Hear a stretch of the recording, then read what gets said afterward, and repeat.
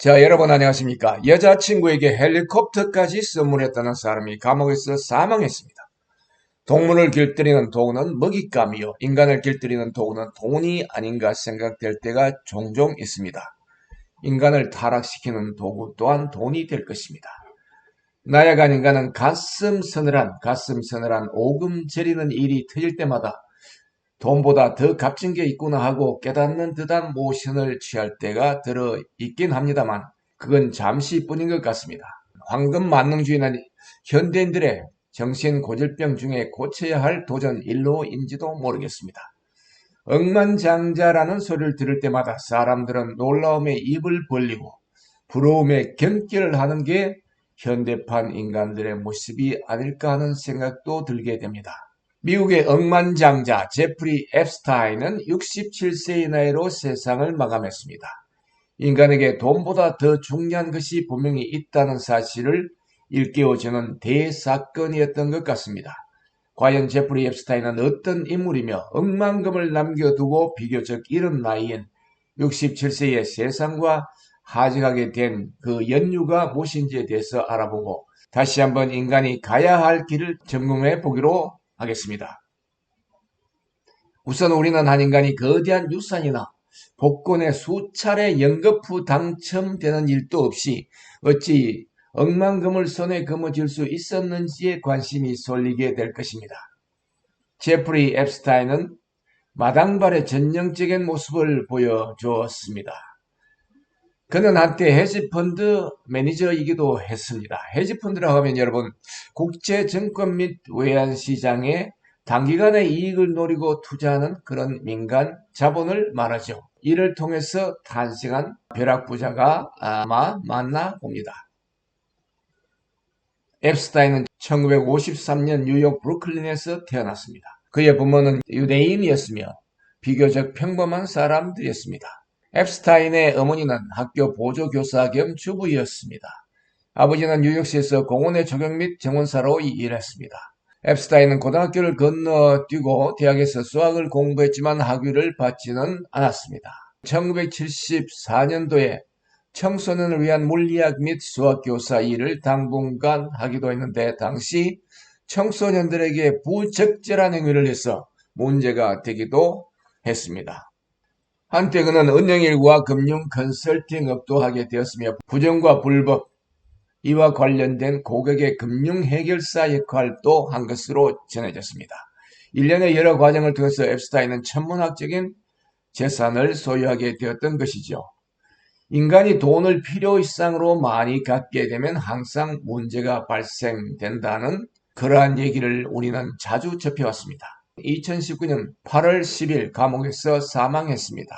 2005년 플로리다주 팜비치에서 한 부모가 14세 딸이 앱스타인으로부터 성적 학대를 당했다는 신고에 따라 수사가 시작되었습니다.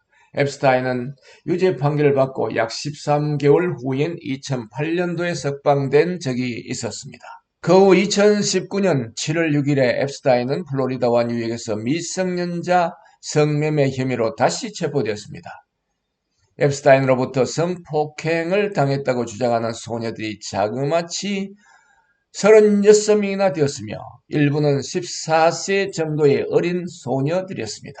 감옥 생활 도중 2019년 8월 10일 사망했는데 검시관은 자살로 판결을 내렸지만 변호사들은 이에 대해 이의를 제기했으며 아직도 자살이 아닌 타살로 의심을 하고 있는 사람들도 다수라고 합니다.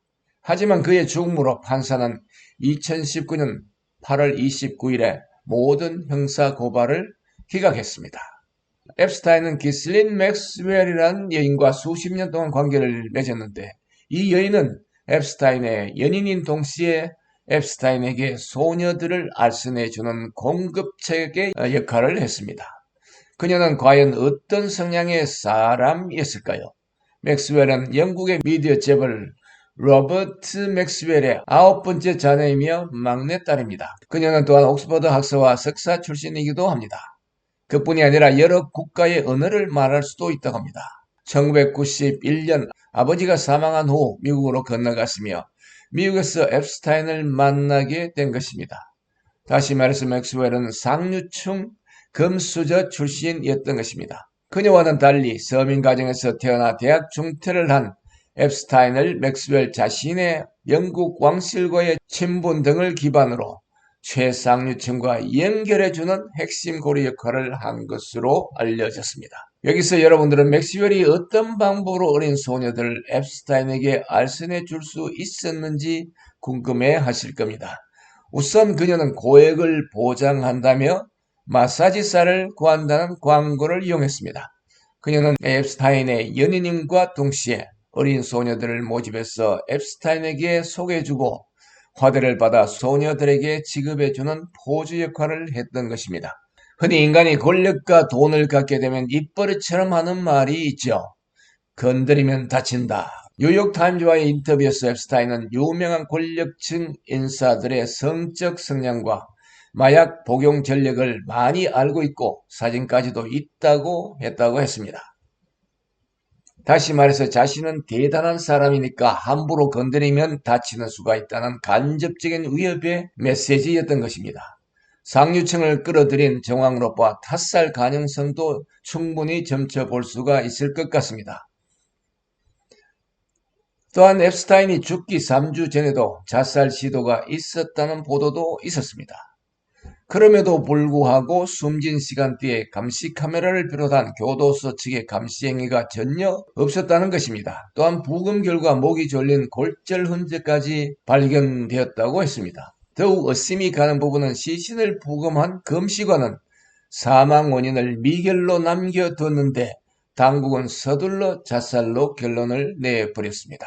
맥스웰의 인맥관리장부에는 트럼프 대통령도 있었다고 합니다. 트럼프 대통령은 80년대부터 앱스타인을 알고 지냈으며 92년도에는 플로리다주 palmbeach 리조트에서 앱스타인과 여성을 초대해 파티를 벌였다는 의혹이 제기되기도 했습니다. 하지만 대통령은 앱스타인이 어린 소녀들과 어울리는 사실을 알고는 그를 상대하지 않았다고 수차례 해명했습니다. 트럼프 진영에서는 만약 앱스타인 사건에 트럼프 대통령이 연루되었다면 반트럼프 작전에 혈안이 돼 있는 주류 언론이 철저히 외면할 수 있었겠는가라며 반박했습니다. 민주당 측에서 트럼프 대통령을 직접적으로 공격하지 않는 데는 그만한 이유가 있다고까지 합니다. 빌 클린턴 대통령은 앱스타인 전용기에 최소 26번이나 탑승했다고 팍스뉴스가 전했습니다. 그만큼 클린턴과 앱스타인은 절친이었음을 확인해 주었던 셈이죠. 앱스타인은 돈과 여자를 이용해서 상류층 인사들과 많은 교제를 갖게 됐던 것입니다. 하나의 작전이었던 셈이죠. 맥스웰의 명단에는 영국의 앤드루 왕자도 있었다고 전해집니다. 앱스타인의 성노예였다고 주장해온 버지니아 로버츠 주프레는 2016년부터 언론 인터뷰 등을 통해 10대 시절 앱스타인의 강요로 정치, 경제, 학계 등의 거물급 인사들과 성관계를 가졌다고 폭로했습니다. 30대가 된 그녀는 자신이 상대했던 남성들이 모두 소아성애자였다고 주장하기도 했습니다.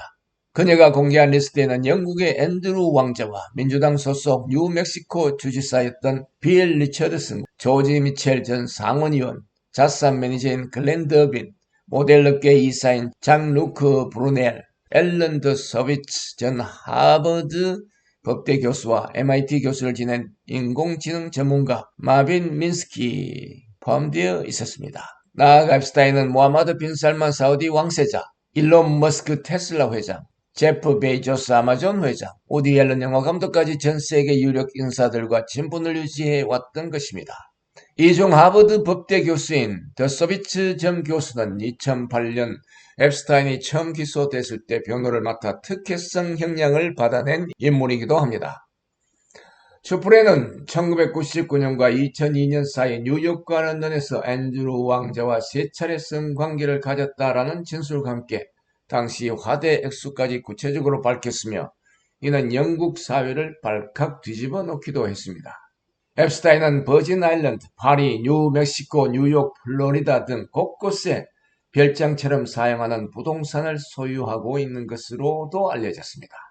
이들 중 카리브해의 버진 아일랜드가 어린 여성들을 상대로 성매매가 집중적으로 행해진 곳이라고 합니다. 앱스타인으로부터 피해를 당한 여성들이 그들이 당한 지난날을 폭로하기 시작했으며 언론에서 한 인터뷰 관계자는 앱스타인이 맥스웰에게 헬리콥터를 선물했다고도 했습니다. 연방수사국 FBI 요원들이 섬 구석구석을 돌아보며 별장 내부까지 샅샅이 뒤져 그가 행한 비행과 상류층 인사들이 개입했음을 밝혀냈습니다. 앱스타인이 감옥에서 사망해 되자 맥스웰은 잠적해 버렸습니다. 그러나 그녀는 뉴햄프스에서 2020년 7월 3일에 체포되었습니다. 35년형을 받게 될 것이라고 합니다. 여러분 감사합니다. 아라몰라TV 배진용이었습니다.